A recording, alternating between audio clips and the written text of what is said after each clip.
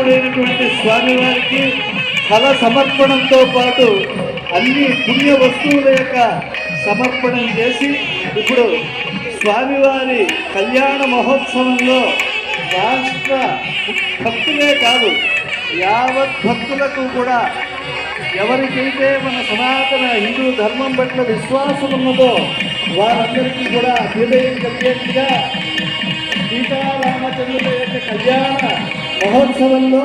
జగత్ కళ్యాణం జరగాలి అని మాన్య రాష్ట్ర ముఖ్యమంత్రి వర్యులు శ్రీ నారా చంద్రబాబు నాయుడు గారు దంపతులు ఇప్పుడు సంకల్పాన్ని చెప్పుకుంటూ ఉన్నారు. అర్చక ముఖ్యంగా అంటే వారు సంకల్పించేటువంటి దివ్యమైనటువంటి అటువంటి సీతారామస్వామి యొక్క కళ్యాణ మహోత్సవం